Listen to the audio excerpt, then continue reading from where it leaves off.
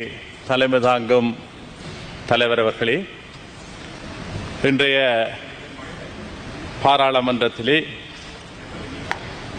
அதிகப்படியான கிட்டத்தட்ட 68 லட்சத்துக்கு மேற்பட்ட வாக்குகளை பெற்று இன்று ஆட்சி பீடத்திலே ஏறியிருக்கின்ற தேசிய மக்கள் சக்தியினருக்கும் அதேபோல் புதிதாக தெரிவு செய்யப்பட்ட அனைத்து பாராளுமன்ற உறுப்பினர்களுக்கும் எனது வாழ்த்துக்களை தெரிவித்துக் கொள்கின்றேன். விசேடமாக அம்பாறை மாவட்டத்திலே தமிழர்களின் இருப்பை பாதுகாத்து தமிழர்களின் அடையாளத்தை நிலைநாட்டிய எங்களுக்கு வாக்களித்த அனைத்து தமிழ் மக்களுக்கும் எனது நன்றியையும் வாழ்த்துக்களையும் தெரிவித்துக் கொள்வதோடு, ஜனாதிபதி அவர்களின் அக்கராசன உரையின் மூலம் இந்த நாட்டிலே இனவாதம் மதவாதமற்ற ஒரு சுவிட்சமான ஒரு நாட்டை உருவாக்குவதாக அவர் தெரிவித்த கருத்தை நான் இந்த இடத்திலே வரவேற்கின்றேன், பாராட்டுகின்றேன்.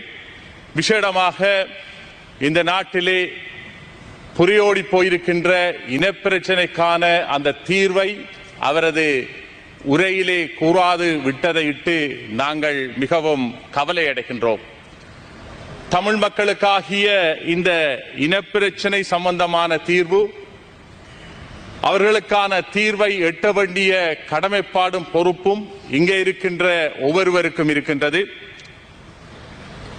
கடந்த காலத்திலே ஜனாதிபதி அவர்கள் தமிழ் மக்களுக்கான தீர்வை கொடுக்க வேண்டும் என்று இந்த பாராளுமன்றத்திலும் பாராளுமன்றத்துக்கு வெளியிலும் பல தடவைகள் கூறியிருந்தார். கூறிய பொழுதிலும் அவரது உரையிலே அது காணவில்லை.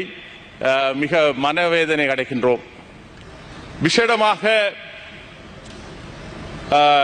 எங்களது பிரதேசத்திலே இருக்கின்ற பலதரப்பட்ட பிரச்சனைகள் இருக்கின்றன. அதனை தீர்க்க வேண்டிய கடமைகளும் பொறுப்புகளும் இருக்கின்றது.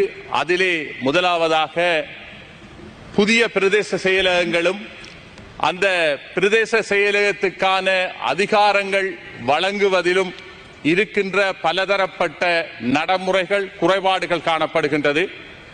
இதிலே விசேடமாக வடக்கு பிரதேசத்திலே பிரதேச செயலகத்துக்கான கேபினட் அப்ரூவல் கிடைத்தும் கூட நான் நினைக்கின்றேன் 1993 ஆண்டு அமைச்சரவை அனுமதி கிடைத்தும் கூட இற்றவரையிலே அதற்கான அந்த முழு அதிகாரம் கொண்ட அதிகாரம் வழங்கப்படாமல் இருக்கின்றது. அதிலே குறிப்பாக கணக்காளருக்கான நிரந்தர நியமனம் அங்கே இருக்கின்ற பொழுதிலும் கூட இற்றவரையிலும் கூட கணக்காளர் என்பது அங்கு வராமல் இருக்கின்றார். அவர் தற்காலிகமாக வருகின்ற ஒரு கணக்காளரை தவிர நிரந்தரமான கணக்காளர் இல்லாத ஒரு துர்ப்பாக்கிய நிலைக்குள் தள்ளப்பட்டிருக்கின்றார்கள். இன்று கூட நாங்கள் பொது நிர்வாக உள்நாட்டு அலுவலர்கள் அமைச்சிலே காணப்படுகின்ற அந்த வெப்சைட்டிலும் கூட வடக்கு பிரதேச செயலகம் என்கின்ற விடயம் கிட்டத்தட்ட 341 பிரதேச செயலகங்கள் இலங்கையிலே காணப்படுகின்றது.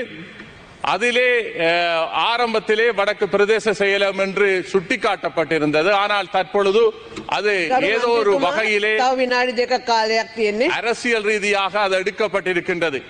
அந்த வகையிலே இது ஒரு திட்டமிடப்பட்ட முறையிலே ஒரு அரசியல்வாதிகளினாலே அந்த பிரதேச செயலகத்துக்கு கொடுக்கப்பட வேண்டிய அந்த அதிகாரம் தடுக்கப்பட்டிருக்கின்றது. ஆகவே அந்த பிரதேச செயலகத்துக்கான முழு அதிகாரத்தையும் கொடுக்க வேண்டிய கடமைப்பாடு இந்த அரசுக்கு இருக்கின்றது.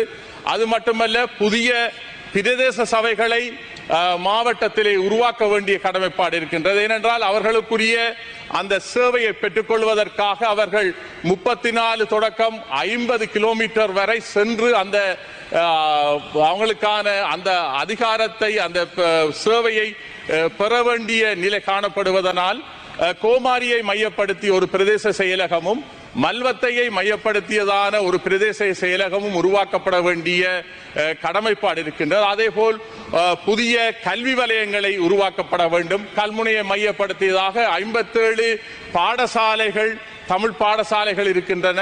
இதனை மையப்படுத்தியதான ஒரு பிரதேச செயலகத்தை உருவாக்கி கல்வி வளர்ச்சியின் மேம்பாட்டுக்காக உதவ வேண்டும் என்று இந்த இடத்திலே கேட்டு